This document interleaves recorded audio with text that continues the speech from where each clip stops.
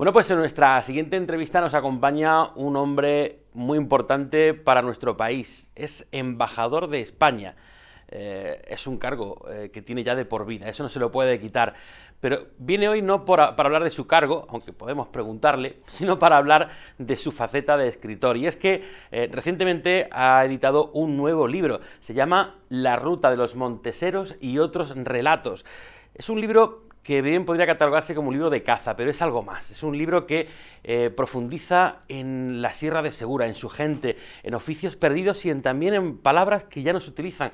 Algunas todavía, pero otras muchas están ya ahí en el cajón de los olvidos. Este hombre, nuestro protagonista de hoy, las recoge en su nueva publicación. Es José Cuenca Anaya. José, ¿qué tal? Bienvenido, muy buenas. Muchas gracias, pues aquí estoy encantado en Villacarrillo. ¿Encantado? Sí. Es un pueblo que ha dicho que ha visitado muchísimas veces. Muchas veces. Pues yo nací en Inatoraf, Villacarrillo está a 8 kilómetros de Inatoraf, por tanto, pues ya se puede imaginar que he venido a Villacarrillo muchas veces y con muchos motivos. Su contacto con nuestra tierra es muy amplio, porque nació en Inatoraf, eso de allí. De hecho, es hijo adoptivo de Inatoraf. Así es. Vivió su infancia en Villarrodrigo. Sí, buena parte de la infancia. Buena parte de la infancia. Y ahora, siempre que puede, viene por aquí porque se compró una casa muy cerquita, pero en la vecina provincia de Albacete, que es en Bienservida. Jiennense casi, prácticamente, de la zona, de la Sierra de Segura. Desde luego, Bienservida está en la Sierra de Segura y es un pueblo que linda con Villarrodrigo. Está a 4,5 kilómetros de Villarrodrigo. O sea, Villarrodrigo es el pueblo de mi familia, el pueblo de mi bisabuelo, de mi abuelo, de mi padre. Y he pasado muy buenos ratos en Villarrodrigo. Nací en Inatoraf, me hicieron hijo predilecto de Inatoraf, también me otorgaron la medalla de Andalucía.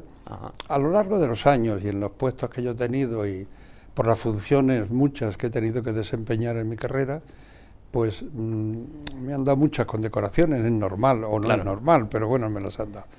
Y algunas estoy muy orgulloso de ellas. Pero vamos, las dos de verdad, que las llevo en el corazón, son hijo predilecto de Inatoraf y medalla de Andalucía. Es que eso no es cualquier cosa. No es cualquier cosa. Que le reconozcan en su tierra así y de esta forma, porque además tiene un reconocimiento que también va hasta que usted se muera, quizás de aquí a muchísimos años, que es el de embajador de España. Antes me explicaba un poquito, porque yo en eso me pierdo un poco. Más de uno dirá, si este hombre ya se habrá jubilado, ¿no? Porque ya hace mucho tiempo que está ejerciendo y en realidad es que le aprobaron un cargo o le dieron ese cargo de embajador que es ya perpetuo, ¿no? Esos son los que se llaman los embajadores de grado. De grado. Es decir, yo he sido embajador de España en Bulgaria, en la Unión Soviética, en la Rusia Democrática, en Grecia y en Canadá. Y luego embajador en misión especial, cuando ya estaba jubilado, embajador en misión especial para medio ambiente.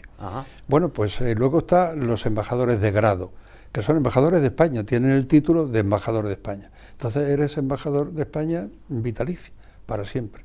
Y eso es lo que yo soy. O sea que cualquier día el presidente del gobierno le llama, o le habrá pasado, ¿no? Que cuando él quiera. ¿Para qué hacen con usted? ¿Para qué sirve un embajador ya perpetuo? Nos sirve para estar ahí y estar al servicio de España, que yo lo he hecho toda mi vida. Yo he consagrado mi vida al servicio de España, al servicio de la grandeza de España. He tenido ese honor y esa suerte de ser embajador de este magnífico y formidable país que es España. Eso es como los militares y los guardias civiles, ¿no? Que nunca terminan de retirarse, pasan a la reserva por si acaso. Bueno, los militares pasan a la reserva. Nosotros, los embajadores, los diplomáticos también, pero luego hay un grupo que no es muy numeroso, que nos nombran embajadores de grado, y somos embajadores vitalicios para siempre. ¿Cómo llegó? ¿De la Sierra de Segura, de Inatoraf, de la Sierra de Segura, pues, al cargo que ha representado, que no ha parado por todo el mundo? Y no había ningún diplomático en mi familia. Bueno, no solamente eso. Cuando yo ingresé en la carrera, no había ningún diplomático de Jaén. Ingresamos 3 del mismo partido judicial, uno de Villacarrillo, otro de Inatoraf y otro de Sorihuela. Y los dos, desgraciadamente, mis dos compañeros de promoción han muerto los dos. ¿Y cuál era la motivación? Era Pablo Benavides y César González Palacio. Dos magníficos embajadores, dos formidables compañeros. Pero bueno, no había nadie de Jaén y ingresamos 3. ¿Y qué le motivó a eso, a dar ese paso? Bueno, pues no sé, esas cosas pasan. Pueden pasar y pasan. Y pasó y llegó a donde ha llegado. Porque para que le nombren embajador de España, algún mérito habrá hecho, porque se ha ganado la confianza de todos los políticos que dirigen este país de aquí para atrás y ya en el futuro, ¿no? Porque bueno, eso no se lo dan a cualquiera. Algo más que le quiero decir. cuando Zapatero me nombró embajador vitalicio, es decir, embajador de grado. Pues entonces yo era el único español, no el único diplomático, el único español que tenía nombramiento de Consejo de Ministros de los 5 presidentes de la democracia. Los 5. Eso ya es para decir, bueno, tengo respaldo. Era un récord, había un solo español que era yo. Bueno, pues eso me siento muy, muy orgulloso. No he pertenecido nunca a ningún partido político, quizás por eso. Por eso, ¿no? Quizás por eso. Entonces mi vida ha estado consagrada al servicio de España. Vale la pena. No hay nada que se pueda comparar a dedicar tu vida al servicio de este magnífico país que es España. Claro, porque un diplomático es un puesto de confianza, Eso y es de confianza del político de turno. Eso es. Y si todos los políticos han confiado en Eso usted, es porque han visto que es neutral y que lo que prima es siempre el interés de nuestro país, ¿no? Pues no lo sé, nunca se lo pregunté. No se lo pregunto, ¿no? ¿Esto por qué, no? No. Muy bien. Bueno, ha venido aquí hoy, nos visita hoy, no para hablar de su cargo, no, claro. que mucha gente ya lo conoce, porque viene por aquí a menudo, porque tiene amigos, porque se le conoce pues, por el cargo que ostenta, sino por su libro, La ruta de los Monteseros y otros relatos. Es un libro más que ha publicado, aquí tenemos la portada en nuestro monitor, es un libro más, el cuarto que le dedica a la Sierra de Segura. Sierra de Segura es el cuarto. Y este va de caza, pero podemos decir que es anecdótico, porque los monteseros eran cazadores furtivos. De caza, pero en de realidad cabras es monteses. El anticipo de lo que vamos a encontrar dentro, que es oficios o haceres a los que se dedicaban los serranos de la zona de la Sierra de Segura, ¿no? Yo se lo voy a decir. Mire, el hilo conductor es la caza, pero es algo más, no es solo un libro de caza. Quizás el mensaje importante es un libro sobre la sierra y sobre la gente de la sierra. Yo he dicho muchas veces, lo tengo escrito, que sin sus hombres y mujeres la sierra es solo piedra. A mí lo que me interesa de la sierra son los serranos, por encima de todo los serranos. Entonces yo lo primero que he hecho es describir la sierra, contarla, porque la he visto, me he criado en ella, he nacido en ella y me he criado en ella, y por tanto la conozco muy bien. Pero aparte de eso, todos los años yo he estado destinado fuera de España a miles de kilómetros, sin embargo yo no he faltado a mi cita con la sierra nunca, nunca. Y bueno, pues conozco muy bien la sierra. Entonces hago esa descripción, esa gran pintura de la sierra. Luego, lo segundo es contar cosas sobre la gente de la sierra. Y cuento cómo eran los hombres y cómo eran las mujeres de la sierra, de hace 60 años o más. Entonces, las mujeres hacendosas, inteligentes, la gente no sabe ya cómo se vivía. Lo primero que hacía una mujer en la sierra era encender el candil, lo primero, porque era la primera que se levantaba en la casa y encendía el candil. Luego encendía la lumbre, porque tenía que hacer de comer para que los hombres se fueran al campo bien comidos. Se decía, tienen que irse bien comidos. ¿Qué es lo que se hacía? Pues la cultura del aceite y la cultura de la harina. Se hacía normalmente la gachamiga. Toda la gente comía, los hombres comían bien la gachamiga para irse al campo bien comidos. Luego cuando venía, fíjese lo que le voy a decir, cuando venía la luz del día, las mujeres apagaban el candil. Y algunas decían una ejaculatoria que yo he escuchado cuando niño: bendita la luz del día y el Señor que nos la envía. ¿Ves? Qué cosa tan bonita de las mujeres de la sierra. Ellas se ocupaban de la ropa de todos, de hacer la ropa, se ocupaban de hacer las comidas, se ocupaban de los animales domésticos, que eran muy importantes, porque entonces existían los recoveros, y los recoveros tomaban los huevos, tomaban los pollos, tomaban los conejos, a cambio de los... ¿Qué eran los recoveros? Los recoveros eran gentes que iban por los cortijos llevando las cosas que no había en los cortijos. Llevaban la tela, llevaban el arroz, llevaban el azúcar, llevaban el chocolate, las cosas que no había en los cortijos. Y las cambiaban porque había una cultura de trueque, no había dinero, no se movía la gente con dinero. Y entonces yo me acuerdo, y lo cuento en algunos de mis libros, de la niña que llegó al pueblo y dice que ha dicho mi mamá que me dé usted 2 huevos de bacalao. Y ponía los 2 huevos sobre... ¿2 huevos de bacalao? 2 huevos de bacalao, ponía los 2 huevos sobre el mostrador, y la dueña, que era una mujer de la tienda, pues con una guillotina de la bacalada que tenía colgada, la descolgaba y le cortaba el trozo de bacalao que tasaba que podían valer los 2 huevos. O sea que prácticamente los artículos que se intercambiaban tenían ya un valor preestablecido para poder hacer el trueque. Y lo digo, en el libro digo cómo se cambiaba, que es 3 metros de lienzo por no sé qué, otra cosa por un jarro de aceite, porque en la sierra había poco aceite entonces, y había que buscarse el aceite, porque el aceite es fundamental, fundamentalísimo en la sierra. Y como no se producía suficientemente, porque en el corazón de la sierra no había olivos entonces, pues la gente tenía que agenciarse el aceite cambiándolo por otras cosas. Tengo en cuenta que los contratos se hacían para muleros, pastores, gañanes, lo que eran los... se hacían, en la sierra desgraciadamente había un gran porcentaje de analfabetos, y la gente hacía los contratos de palabra, pero no se faltaba la palabra nunca. Entonces usted ajustaba, que valía mucho esa palabra. Se ajustaba a un pastor, o se ajustaba a un mulero, o se ajustaba a un vaquero de palabra. Y se le daba una cantidad ¿de qué? Pues un poco dinero y la atería.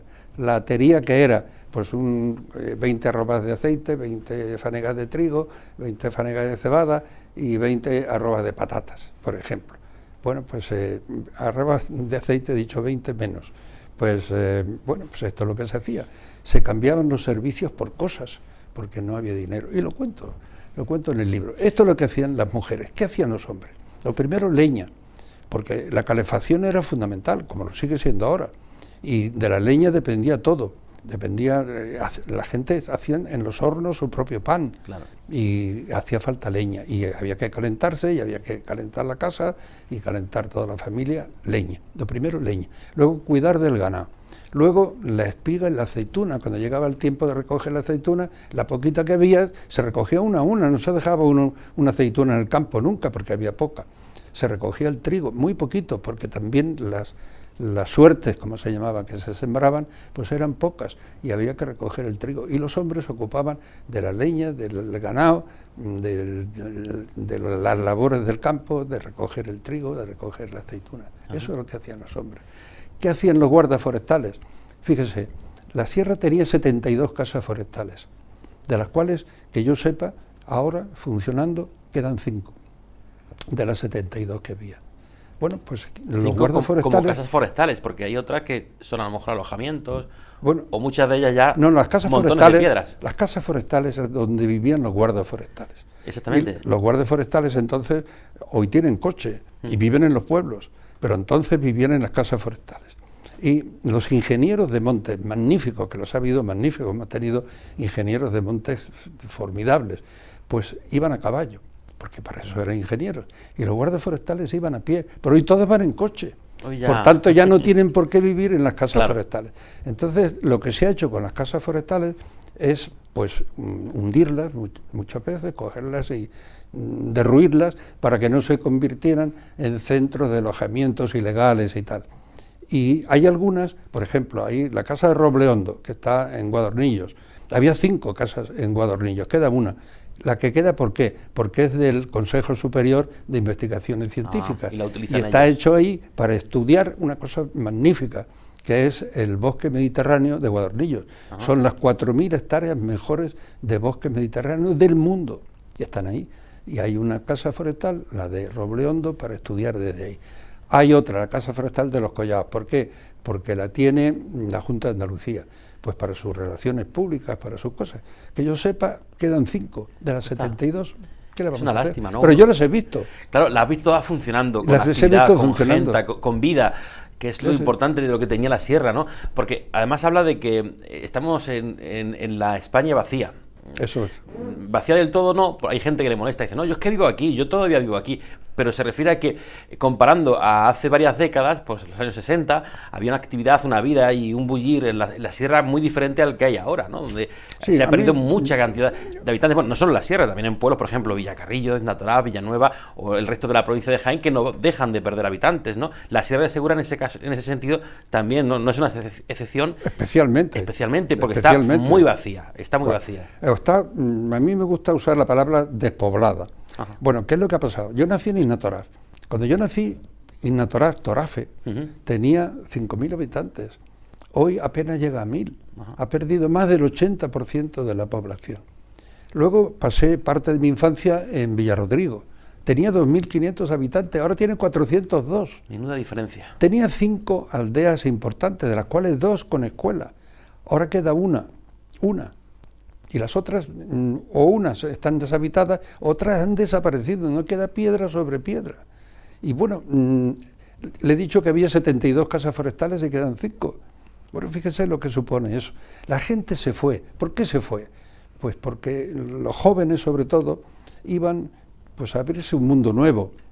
Iban a trabajar, a encontrar trabajo, a encontrar futuro para ellos y para sus hijos. Pero los mayores que les acompañaron fue un drama terrible para ellos. Yo los he visto en Madrid y he coincidido con algunos de ellos y hacían lo que yo llamo las tardes de la nostalgia, es decir, se reunían pues a jugar a las cartas con otros amigos y a recordar sus tiempos, de cuando fueron muleros, de cuando fueron gañanes, de cuando fueron pastores. Los veo de vez en cuando y, bueno, recordaban mucha de esa gente ni siquiera llegó a volver nunca, no pudo. Bueno, hay gente que no volvió nunca, y hay, sobre todo, esta generación mayor. En Madrid había un barrio, y lo sigue habiendo, pero ahora ya ha cambiado, pero en los años 60, que era el Pozo del Tío Raimundo, que la gente le llamaba Jaén, al Pozo del Tío Raimundo. Había 90.000 jiennenses. 90.000 jiennenses. Bueno, había una migración. La gente de Villarrodrigo, por ejemplo, y de Ignatoraf, pues los de Villarrodrigo fueron hacia Levante, porque ya es el último pueblo de la provincia de Jaén, está cerca de Albacete, relativamente cerca de Valencia. Entonces la gente fue a Valencia, a Barcelona y a Madrid, y parte a Palma de Mallorca. Bueno, pero el pueblo se quedó despoblado. Dios mío, tenía 2.500 habitantes y tiene 400. Se quedó despoblado. Y este es un drama para la gente mayor. Sí. La gente joven buscaba su ilusión. Bueno, ¿qué es lo que tenemos que hacer ahora? Pues hay que maniobrar en el campo de manera que se pueda atraer a esa gente joven, que puedan trabajar fundamentalmente a través de Internet y de otros, pero para eso hay que crear las infraestructuras necesarias como para que puedan hacer un trabajo virtual desde los pueblos. Eso es fundamental, porque si no encuentran un modo de vida digno, no volverán a los pueblos. Pero para que vuelvan, pues hay que crear unas infraestructuras necesarias, hay que crear unas condiciones laborales, no solamente esto, sino crear una fiscalidad. Es decir, especial, ¿no? Hay que favorecer la agricultura, favorecer la ganadería. El año pasado, me han contado, desaparecieron 2.000 empresas ganaderas de España, 2.000 empresas ganaderas. Que son empresas del medio rural, que no están en las capitales ni en las grandes ciudades. Todo eso hay que potenciar el medio rural. Y la gente dice, sí, es verdad, en verano viene la gente, en verano van a los pueblos, en verano hacen cosas, pero luego llega el invierno, se van y los pueblos vuelven a quedarse fríos y abandonados. Bueno, pues eso es lo que hay que evitar. Hay que hacer, afortunadamente, Jaén tenía 100 pueblos y creo que tiene 99, pero en Burgos, por ejemplo, han desaparecido 81 pueblos. 81 pueblos, que no hay nadie, que no queda nadie. Bueno, tenía muchos, Burgos tenía casi 600 ayuntamientos, pero han desaparecido 81. Bueno, pues esto es lo que hay que evitar. Hay que potenciar el medio rural, favorecer la agricultura, favorecer las infraestructuras, favorecer la ganadería. ¿De qué manera? Pues es que hay veces, si usted no hace unos mataderos industriales suficientemente importantes, pues tiene que a lo mejor desplazarse 100 kilómetros para poder vender sus corderos o para poder... Bueno, si seguimos hablando de esto... Podemos estar aquí todo el día hablando de ese tema, porque es un tema que está muy de moda. Vamos a decir que es de moda porque realmente es así, hablar de eso. A nivel político, por fin se está hablando de eso, de que España está muy desequilibrada. Desde la Unión Europea nos han dado un toque de atención, porque España no está bien repartida. Durante mucho tiempo se han centrado los políticos en concentrar a la población en grandes urbes, sobre todo alrededor de Madrid, de Valencia, de Barcelona, de Bilbao, ¿no? Para quizás que sea más barato prestar servicios, pero es que estamos dejando abandonado el campo, y el campo en España es la base de la economía, la agricultura, la ganadería. El medio rural es importante y hay que, como usted dice, hay que potenciarlo y hacer ver a los jóvenes que hay posibilidades de poder vivir en el campo, que además tiene mayor calidad de vida. Y sobre todo, y con esto ya termino porque estamos hablando mucho de este tema, y no del libro. Sobre todo hay un punto fundamental. En los años 60 se rompe el equilibrio entre el campo y la ciudad. Y ahora hay que intentar restablecer ese equilibrio. Ahora tenemos que volver al campo, porque como usted acaba de decir, el campo es la vida, el campo es la actividad primaria, ahí tenemos nuestras raíces. Eso es lo que hay que hacer. Hay que hacerlo. Bueno, hablamos libro, de la sierra. Hablamos de eso, pero que precisamente el libro va sobre eso, ¿no? Sobre la gente que vive en la sierra. Y recoge, como me ha dicho antes, más de 600 palabras. Porque hay que recuperar las palabras. Que son autóctonas, que la gente ya casi no utiliza. Que son localismos. Yo nunca recojo un barbarismo, porque los barbarismos hay que evitarlos. Los localismos sí, porque son palabras nuestras. Por ejemplo, yo soy un gran lector de Miguel Delibes y además tuve una cierta amistad con él y una cierta confianza con él. Bueno, pues las palabras que Delibes utiliza son castellanas, muy de su tierra, y yo no las utilizo, yo utilizo las mías, las de mi tierra, las palabras de mi tierra. Y entonces, cuando habla de caza o cuando habla de otras cosas, él utiliza las palabras que son autóctonas de su tierra y que son verdad. Pues yo uso las autóctonas mías que son verdad, pero son distintas. Luego hay palabras formidables que han desaparecido, incluso palabras antiguas que tú crees que son barbarismos, que están mal utilizados y no lo son. Por ejemplo, un día me dice un guarda, ha muerto ya y era un muy buen amigo mío, dice, hay que ir a la cueva de los murciélagos. Y yo pensé entonces, bueno, no es murciélago, es murciélago. No, es murciélago. La palabra genuina, auténtica, es murciélago, es el murciélago, el ratón ciego, murciélago. Esa es la palabra antigua. Y luego, murciélago es correcta y la que utilizamos, pero murciélago también lo es. Bimbrera, por ejemplo, es que estas cosas estas canastas se hacen con unos bimbres. Y tú dices, no, bimbres, no mimbres. No, bimbres. Es decir, la palabra genuina, auténtica, que está en el diccionario, es bimbres. Pero luego se ha popularizado más mimbres. Pero hay que utilizar, porque la gente usa palabras como estas. Luego hay palabras locales, por ejemplo, los cuchareros. Los cuchareros hacían cucharas, como su propio nombre indica, cucharas de madera. Y las hacían de madera de boj. Pues el boj es el boj. En el río Borosa hay muchísimo boj, pero la gente le llama bujes o bujíos. Bueno, pues hay bueno decirlo, porque son localismos, son palabras, yo no las he inventado. Yo no me he inventado ni una sola palabra. Son palabras que están ahí. Y entonces, pues es bueno recordarlas. Monteseros. El otro día hice una entrevista en una emisora de radio.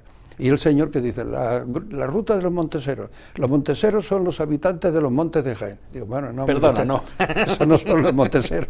Los monteseros son los cazadores furtivos de cabras monteses. Y es bueno que se sepa que se llamaban monteseros. Se dice, era muy buen montesero. O montesera, porque había mujeres también que cazaban. Había en otro libro mío, hablo de una famosa montesera que fue capaz de a 60 pasos meterle una bala a un cántaro por la boca del cántaro. Bueno, es decir, y era una montesera famosa.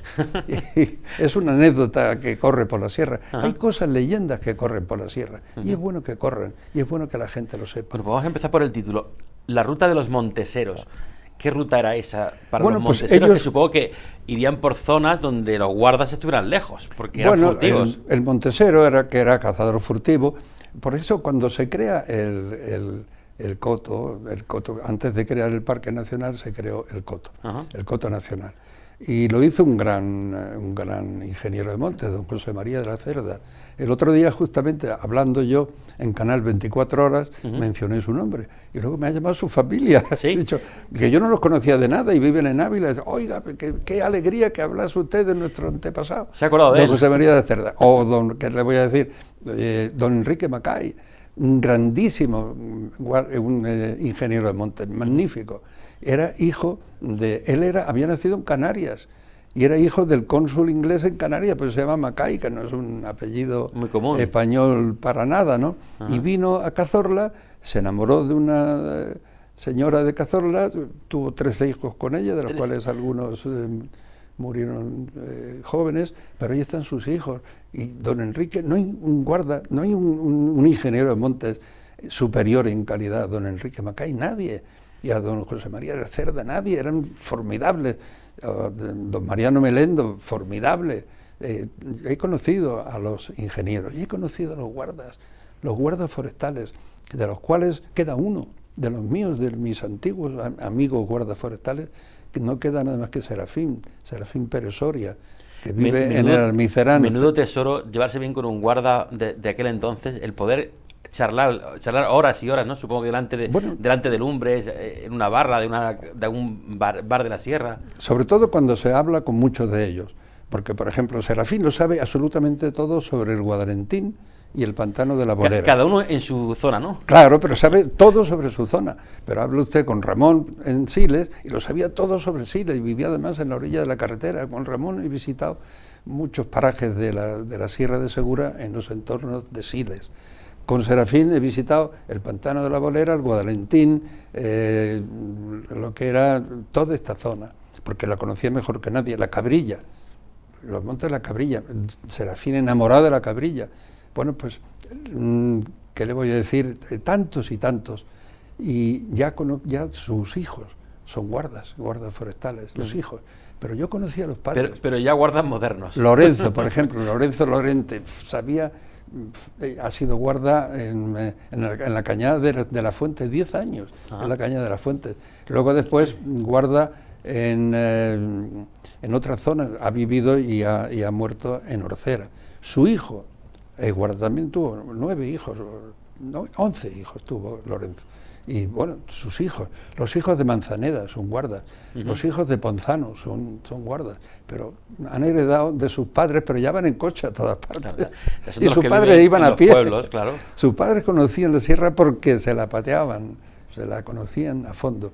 Y yo he sido amigo de los padres. Y ya los hijos, pues sí, los conozco algunos de ellos, pero ya es diferente. Pero es otra cosa. Ya no es lo mismo. La sierra mía, de mi sierra, es esta ¿no? La sierra de hace 60 años. ¿Cuál era esa ruta? Que es lo que yo cuento. Y esa ruta, pues eran, claro, los cazadores furtivos, pues cuando mataban un macho montés, pues tenían que echarse por fuera de camino. Entonces hacían esa ruta que yo digo, que yo pinto ahí, pues era una ruta de los que cazaban en los altos y bajaban luego a vender la carne, porque vivían de eso. Claro, eran cazadores por necesidad. Se dedicaban a ello, ¿no? Pero no por hobby, sino porque vivían de la caza. No, lo que pasa es que vivían para ellos, en el primer lugar lo necesitaban para ellos, y luego vendían la caza en las ventas también, pues porque tenían que arrimar unas pesetas, porque era eso. Lo que no normalmente lo que no guardaban eran los trofeos. Ellos los trofeos tiraban una cima porque no les interesaba. Ellos no buscaban, no como ahora que la caza es un deporte. Buscaban lo que... Hay un capítulo entero del libro que dedico a los furtivos, un capítulo entero. Y digo que los furtivos, la gente habla de los furtivos y no los conoce.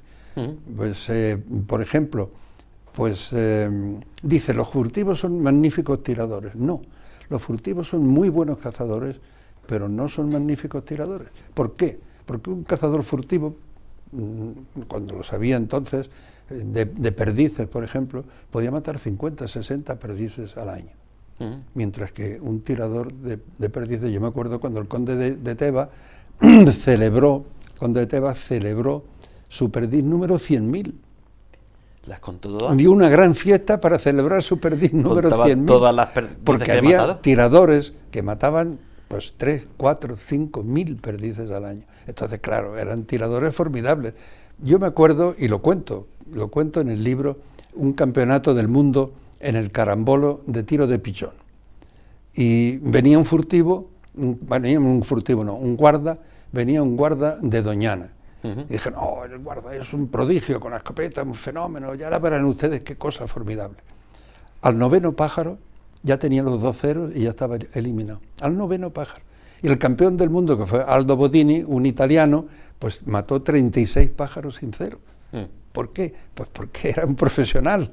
Primero tenía armas de profesional, y luego tenía cartuchos de profesional, y luego sabía tirar, y los furtivos y los guardas saben mucho de caza, saben mucho de monte, nunca jamás pueden competir con los profesionales, nunca. Menciona a los monteros como personas que imponían respeto. Imponían respeto. Pero no porque llevaran un arma, sino porque se lo hacían ganar. No, porque eran gente seria. Digo, hay una palabra una frase que no uso ahí por no repetirla, pero lo he usado en otros libros. Altivos como reyes. Es decir, bueno, que yo los he conocido altivos como reyes, es decir, gente seria, aplomadas, de palabras justas, de andares sobrios. De las que te podías fiar. De las que te podías fiar, bueno, de las que te podías fiar. Nadie faltaba a su palabra. Le he dicho antes que los contratos de servicios se hacían de palabra, pero nadie faltaba a su palabra. Como en un pueblo alguien faltara a su palabra y tuviera fama de mentiroso, bueno, estaba perdido, tenía que irse del pueblo. Nadie faltaba a su palabra, porque las cosas se hacían de palabra, pero la palabra de los hombres vale más que los papeles. Esa frase se repetía. Hoy en día ni firmando. Esa frase se repetía en la sierra. La palabra de los hombres vale más que los papeles. Claro que sí. Claro que sí. La palabra de los hombres no faltaba a nadie a su palabra. Y los contratos se hacían de palabra. Usted ajustaba, que como le he dicho antes, ajustaba un pastor, ajustaba un molero de palabra. Y le daba una cantidad de pesetas y la atería. La atería eran productos que iba a necesitar a lo largo del año. El trigo, porque iba a necesitar pan. El aceite, porque era fundamental. Las patatas, porque era fundamental. Y ¿hay gente que haya leído ya el libro que le haya dicho, me identifico, yo estoy ahí aunque no me nombre? Bueno, ha habido muchísima gente. El libro, que está recién nacido, lleva una semana. Lleva poco tiempo, pero bueno, alguien ya va. Hay mucha gente que me ha llamado y me ha dicho, bueno, yo no voy a hacer el elogio de mi propio libro, como usted comprenderá. Bueno, hay gente que sí, hay gente que sí lo ha hecho. Lo ha hecho, ¿no? Sí, lo ha hecho. Le gusta, por lo menos en el prólogo. Es un buen libro. Es un buen libro, ¿no? Sí, sí. Libro serio. ¿Cuántos lleva ya? Porque lleva ya muchos. Llevo 7 libros. 7 libros. 7 libros. 4 sobre la sierra. Nadie ha escrito 4 libros sobre la sierra. Y luego tengo 3 libros más. ¿Por qué esa necesidad de contar lo que hay en la sierra, lo que hay en nuestro parque natural, en las sierras sobre todo la Sierra de Segura, también Cazorla y las villas, porque somos un conjunto? Pues, también le voy a decir algo que ya he dicho en televisión y que he dicho incluso por escrito. Hay un gran autor francés que es Chateaubriand. Chateaubriand era embajador de Francia y era escritor y político. Y decía Chateaubriand que la gran vocación política y diplomática hace hombres solitarios, como la gran vocación religiosa hace anacoretas. Entonces yo he escrito para combatir la soledad, para traer a mi gente y a mi tierra para que me hicieran compañía, porque cuando usted está a 5.000 kilómetros del lugar donde ha nacido, como es por ejemplo Canadá, yo he sido embajador en Canadá, o a 4.000 y pico como es Moscú, usted necesita a alguien que esté junto a usted y que le haga compañía, para combatir la soledad, porque el peligro del embajador es la soledad. La soledad, ¿no? Y sobre todo ahí le ayudaría también a recuperar recuerdos, porque uno cuando está en una tarea diplomática está centrado en su trabajo, pero el buscar en sus recuerdos, en hacer, supongo que alguna llamada, escribir alguna carta para recabar información, todo eso le mantiene los vínculos con su tierra y le hace recuperar su propia memoria, ¿no? Desde cuando era un crío. Es que es fundamental, llega un momento en la vida en el que lo sustancial es el recuerdo. Es decir, eso lo sabe todo el mundo. Entonces sí, hay que vivir de los recuerdos, no para caer en la melancolía, hay que evitar la melancolía, pero vivir... Para no perder el pasado. No, el pasado hay que preservarlo, pero no se puede caer en la melancolía. Pero el pasado, sin embargo, es muy importante para lo que en todo hombre, cuando se van cumpliendo años, usted es un muchacho, pero cuando tenga sus añitos, los que tengo yo o algo parecido, ya verá usted lo importante que es el recuerdo. No es un libro de ayuda, de autoayuda, como hay de moda mucho en plan psicológico, pero un libro así que profundiza en un territorio como la Sierra de Segura puede servir de ayuda a mucha gente. No, yo es un libro que sí que trata de relaciones humanas. Por ejemplo, hay un cuento, hay un relato que es de la caza de la perdiz con reclamo, es el más corto, tiene 10 páginas solo, y se titula La pasión del reclamo. Sin embargo, es un relato sobre la relación marido-mujer. Por ejemplo, La última perdiz, pues es un relato sobre la relación padre-hijos. Por ejemplo, La primera manta es un canto a la amistad. Pues entonces ahí están las relaciones humanas, la relación hombre-mujer, la relación padre-hijos, la solidaridad entre amigos, está ahí en el libro. de la mano de la caza o de la mano de cualquiera otras cosas. Pero no se habla solo de caza. Y bueno, el libro, por ejemplo, La última manta, no suena a caza. Y sin embargo, pues es un libro de un grupo de amigos que íbamos de caza y cuento lo que pasaba. ¿¿Dónde escribe mejor los libros? ¿Cuando están aquí en la sierra o cuando está en Madrid? No, en la sierra desgraciadamente no estoy mucho tiempo, pero hay un libro que lo he escrito en la sierra entero. ¿Entero cuál? Que no tiene nada que ver con la sierra, que es Encuentro de un embajador con Don Quijote. Ajá. Yo ese verano iba a recibir a mis hijos, que no pudieron venir, tengo 2 hijos, los 2 viven en Estados Unidos, y no pudieron venir. Y me quedé con mi mujer, me quedé solo en Bienservida. Ajá. Y yo tengo abajo en la casa de Bienservida, tengo una zona de biblioteca, tengo muchos libros, tengo la pasión de los libros, y me puse a escribir un libro sobre el Quijote. Y lo titulé Encuentros de un embajador con Don Quijote. Y a las 4 semanas que estuve el mes de agosto, las 4 semanas, escribí el libro, en 4 semanas. Y se titula así, Encuentros de un embajador con Don Quijote, y lo escribí entero en Bienservida. Hablé con Delibes y le dije, don Miguel, he escrito en 4 semanas Encuentros de un embajador con Don Quijote. Y Delibes me dijo, él me hablaba de usted, a pesar de la buena relación personal que teníamos, hablábamos de usted entre los dos. Me dijo, ¿sabe usted? Dice, yo escribí El Camino, lo escribí en 4 semanas. Una de sus mejores novelas, la más entrañable novelas de Delibes es El Camino. Dice, yo escribí El Camino en 4 semanas. Dice, ¿y sabe usted lo que es eso? Es una temeridad. Bueno, pues yo, mi libro del Quijote, que yo he escrito, Encuentro de un embajador con Don Quijote, lo volví a releer y vi que en efecto era una temeridad. ¿Por qué? Y entonces ya por no todo lo que soltó bueno, sin porque pensarlo, tenía ¿no? cosas que había que perfilar y que mejorar, y ya se publicó en verano. ¿Pero lo rectificó para publicarlo o tal cual salió en ese mes No, lo rectifiqué y lo mejoré y lo perfilé. Cuanto más vueltas se le dan a las cosas... Miguel le dio que pensar, ¿no? Dijo, me dio que pensar, claro. Voy a repasarlo. Don Miguel me dio que pensar y lo repasé y ya lo publiqué en verano. Y es uno de mis libros no sobre la sierra, Encuentros de un embajador con Don Quijote. Yo soy cervantista y, bueno, creo que el otro día hice una entrevista sobre el Quijote y dije que la más alta creación del espíritu humano, lo más grande que ha hecho el hombre es el Quijote, a mi juicio. ¿Qué siente cuando está lejos de la Sierra de Segura? Porque pues se siente, la he hecho de menos. Se siente, yo he venido todos los años a la Sierra, todos los años. Y mis vacaciones las he pasado aquí, siempre. Las he pasado en la Sierra, siempre. Y he venido a Ignatorás, en Ignatorás me hicieron hijo predilecto el año 88. Yo era embajador en Moscú. Pues desde entonces he venido a comer el ajo morcilla de Torafe. Los embutidos. Todos los años. Porque pues sí, se echa de menos, como es natural. Claro. La tierra en que naciste, claro, la llevas marcada para siempre. Digo ahí, en algún momento de mi libro, digo, con los pinos de la sierra, con el pino clavado en mis pupilas. Bueno, pues eso es lo que... ¿Sabe usted que en la sierra todo tiene nombre? Los topónimos, por ejemplo, recuperar los topónimos es fundamental. La gente ya no sabe cómo se llaman. Los charcos, los ríos, los arroyos, los charcos.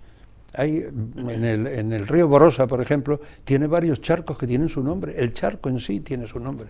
Y hay que saber, ¿dónde vas a pescar hoy? Pues mire, voy a pescar el río, no, voy al charco tal, al charco cual, tienen su nombre. Y todo tiene su nombre. En la sierra, hasta los árboles. Hay árboles que tienen su nombre. ¿También? Yo felicito las Navidades todos los años con un árbol. Todos los años, desde hace 19 años. ¿El mismo o diferente? Siempre diferente. Diferente. Siempre diferente. De la sierra de Segura, o de la sierra de Cazorla, o de la sierra de Alcaraz. Todos los años con un árbol. Ajá. Pero algunos tienen nombre. Hay muchos árboles que tienen nombre, tienen su nombre. Por ejemplo, le voy a decir uno que no lo debería decir. El pino del embajador. El pino del embajador. Hay un pino del embajador. ¿Sí? Sí, hay un pino del embajador. ¿Por qué? Porque he ido varios años y ya la gente, los que me acompañaban, pues, nos vemos en el pino del embajador. Bueno, pues ahí está. Pero hay muchos. El pino galapán. Sí, muy conocido. El pino del collado de la Zarca. El pino galapán es muy conocido porque está al lado muy cerca del carril. Entonces el que pasa hace una foto y es muy elegante. Y se hace la foto delante pero hay del pinos pino mayores que el galapán. Ajá. Por ejemplo, hay muy cerca... está el pino del collado de la Zarca, Son pinos que tienen más de 40 metros cúbicos. La gente no sabe ya lo que es un metro cúbico de madera.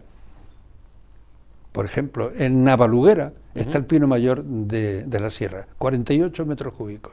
Eso es grande. 48 metros cúbicos quiere decir que se podrían hacer del pino 100 postes de la luz. 100 postes de la luz, eso lo digo y lo afirmo delante de las cámaras para que se sepa, porque es que la gente no sabe lo que es la gente se cree que un metro cúbico, dice, pues un poste de la luz, para que tenga un metro cúbico hace falta varios postes, de lo que eran los postes de antes, que eran relativamente pequeños, hacen falta varios para que tengan un metro cúbico. Bueno, pues este tiene 48 metros cúbicos, hacen 100 postes de la luz. Y ahí sigue el pino. Y ahí sigue el pino, que además, como en el fondo yo lo visité, pues cuando yo fui a verlo, por primera vez, pues hará 30 años, pues costaba un cierto trabajo. Ahora hay un caminillo que lleva hasta el pino. Sí, ¿no? Hay una veredita, la gente que va a verlo. Hay una veredita que lleva hasta el pino del collado de la... Eso quizás no es muy bueno tampoco, sí, porque... de Navaluguera, el pino de Navaluguera, 48 metros cúbicos. Peligroso. Eso de que haya mucha gente que ponga de moda un sitio concreto. Tienen su nombre, los tejos. Hace 2 años o 3 años felicité con un tejo. Un tejo relativamente joven, solo tiene 1600 años, es decir, relativamente Dicen joven. que el árbol de la muerte. Pero hay otro tejo muy cerca, que yo no pude llegar porque está en el Calar del Mundo. Hay otro tejo con 2000 años, el árbol más viejo de España y el segundo más viejo de Europa. Los tejos viven 1000 años. Un tejo de 1600 años, pues es un tejo viejo, pero no el más viejo de España. Nadie se atreve con los tejos, lo digo por eso, por lo de que de son más árboles de 1000 venenosos. años, de más de 1000 años en la sierra hay varios tejos, de más de 1000 años. Sí, sí. Y varios pinos de 1000 años. Todo eso lo conoce gracias a sus amistades con los guardas. Bueno, todo eso lo sé porque los he visitado y he ido con los guardas. Y el pino del embajador es que he ido varias veces a comer debajo del pino del embajador. Y ya le llaman amablemente. He felicitado las Navidades. ¿Sí por qué zona está, pues, más o menos? Eso está en Puerto Llano, arriba. A 1800 metros de altura, al pie de las Empanadas. Está bien conservado. Al pie de las Empanadas. Es un pino con un tronco muy vistoso. El pino no es demasiado viejo, el pino tendrá 800, 900 años. Bueno. Pero hay varios que pasan de 1000. En la sierra, ahí en Puerto Llano hay varios pinos, varios, cuando digo varios quiero decir 50, que tienen más de 10 metros cúbicos de madera. Con su pasión por la Sierra de Segura, ¿algún libro más tiene que ver por ahí ya en cartera? Hombre, he escrito el 4, yo creo que ya está bien. ¿Ya? No digo, alguno tipo diccionario para explicar un poco palabras típicas, al primero oficios. El primero que escribí, que se llama Sierras, Perdices y Olivares, me lo editó Planeta. Y los otros me los ha editado el grupo Anaya y Renacimiento. Lo pone ahí, Renacimiento, es una gran editorial. Bueno, pues al primero le hice un glosario, 308 palabras. Y cuando hice el segundo, que fue La Sierra Caliente, que es un muy buen libro, La Sierra Caliente, a mí me gusta mucho, pues La Sierra Caliente me dijeron, tiene usted que hacer un glosario. Me dijo la editorial, que era el grupo Anaya, tiene usted que hacer un glosario, porque tiene muchísimas palabras. Dije, mire usted, he hecho ya uno y no hago más. El que quiera saber, que vaya a Salamanca, porque no hay nada más difícil en el mundo que definir. Si yo le digo a usted que me defina una mesa, una cosa tan sencilla como una mesa, pues le cuesta trabajo. ¿Qué es una mesa? Pues le cuesta trabajo definirlo, porque hay muchas clases de mesas, y para que una mesa cubra todo lo que es la mesa, pues es muy difícil. Definir es muy difícil, y es acotar. Y palabras que, por ejemplo, en la Real Academia, con todos los sabios que son los de la Academia, pues dicen cosas que no son verdad, y definen algunos productos de la Sierra Mar. Por ejemplo, zaque. Un zaque para el agua fresca, usted no sabe lo que es un zaque. Ni idea. Pues si va usted al diccionario de la Real Academia, define el zaque mal. Mal. No es eso que dice usted, porque tampoco los sabios de la Real Academia saben lo que es un zaque. Yo sí sé lo que es un zaque, porque lo he visto. Y bueno, ya está. Y si ahora, por ejemplo, alguien llega y se pone a leer el libro La Ruta de los Monteseros y va a encontrar muchas palabras raras, diferentes. Sí, va a encontrar palabras. ¿A dónde acude para saber qué significa realmente? Lo primero el diccionario, porque esas palabras, zaque, por ejemplo, pues son palabras que están en el diccionario. Luego hay otras que no, por ejemplo, Monteseros. Monteseros no está en el diccionario, pero son localismos asentados en el habla de la gente. No se puede. Ayer, cuando contesté a las preguntas que me hicieron sobre un libro que va a aparecer sobre palabras, ayer tarde, pues le dije en las contestaciones, dije, las cosas no existen hasta que se llaman por su nombre. Es decir, está en el Génesis, cuando se van creando las cosas, se las va llamando por su nombre, entonces se les da existencia. La vida es la palabra. Si usted pierde la palabra, pierde la cosa, pierde la sustancia. Es muy importante. No vamos a entrar en eso, porque eso está desde las teorías nominalistas para acá. No vamos a entrar en eso. El libro lleva una semana publicado, se puede encontrar ya en cualquier sitio, prácticamente, librerías. Si en ese momento no la tienen, la pueden pedir, porque se puede encontrar en Villacarrillo. En Villacarrillo, por ejemplo, hay librerías que ya lo tienen. Hay librerías que lo tienen. Se puede encontrar, y es un libro que nos va a ayudar mucho a entender cómo era la vida en la Sierra de Segura, cómo era la gente que ve la Sierra de Segura. Es un libro que el que lo lea lo va a pasar bien. Lo va a pasar que bien, es lo importante. Y si tiene dudas del contenido, que se dé una vuelta luego por la Sierra de Segura, se vaya por bien servida, y si se lo encuentra por allí paseando, pues ya que le pregunte.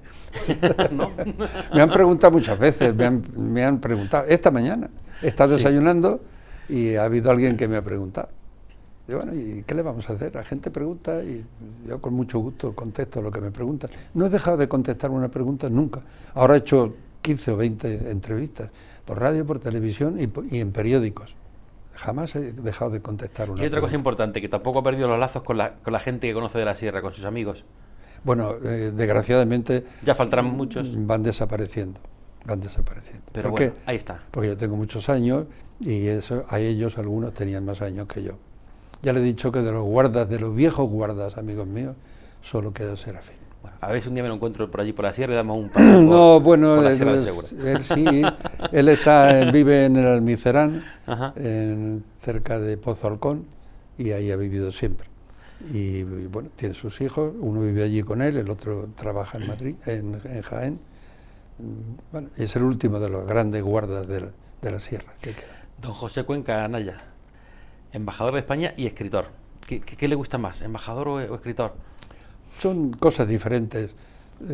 Yo, como digo, en algunos de los libros lo llevo dicho, para mí escribir no es un sacrificio. Hay gente que dice, escribir, sacar un libro es como un parto, doloroso, difícil. No, yo me lo paso en grande, sí, ¿no? Me lo paso en grande. Y eso García Márquez, que llegó a tener muy buena relación de amistad conmigo, decía que es uno de los más abrasivos vicios el escribir.